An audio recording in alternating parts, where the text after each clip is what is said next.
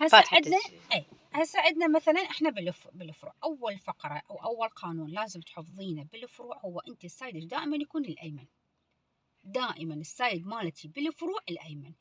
في بعض الاحيان سياره واقفه على اليمنى، فش اسوي انا؟ مضطره وين حروح؟ السايد الوسط. عرفتي؟ طيب هاي اول قانون عرفت انه السايد الايمن.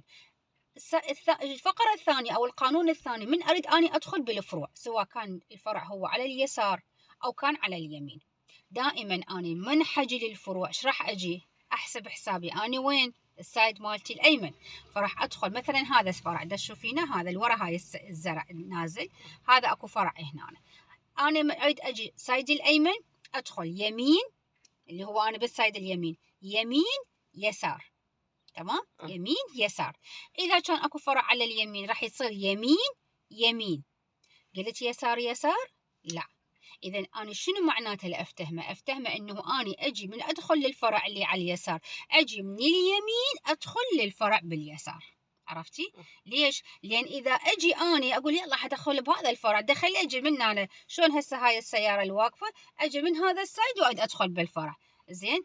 هذا من تجي السياره المقابله من الفرع تريد تطلع، هو سايده شنو بالنسبه إليه؟ الايمن. وين؟ اللي هو بالنسبه إلي الايسر. انا جايته عكس، انا جايته ماخذه سايده، فجايته من اليسرى، هو هذا سايده دريد يطلع، فايش راح تصير السيارات؟ واحده قبال الثانيه. اذا بحاله انهم مرات يطلعون من الفرع من غير ما يبطئون على كيفهم ونظام وقوانين مالته اللي راح اشرح لك اياها، فيجي بسرعه يريد يطلع من الفرع. تمام؟ فهو يريد يطلع من الفرع وانا همينه جايه بسرعتي، همينه مستهينين اثنيناتنا بالوضعيه، ونفوت انا على اليسرى وهو على السايد مالته الايمن، فراح يصير بيناتنا تصادم. فهذا اذا انا شنو سايدي؟ هسه افتهمها اني ادخل للفرع من اليمنى بيسرى.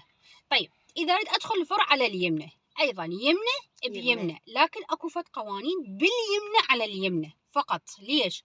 اذا انا كنت كلش قريبه من يم الرصيف ما راح اكسر راسا، اطلع شويه اللي قدام، يعني فت شويه بس تطلع لي هاي خلينا نقول المرايه اللي جانبيه، اطلع شويه من الفرع مالتها، هاي الزاويه، مو هاي الزاويه مالت الفرع انا طالعه هيك ورده تجي هيك، اطلع شويه من عتها يلا اكسر. ليش؟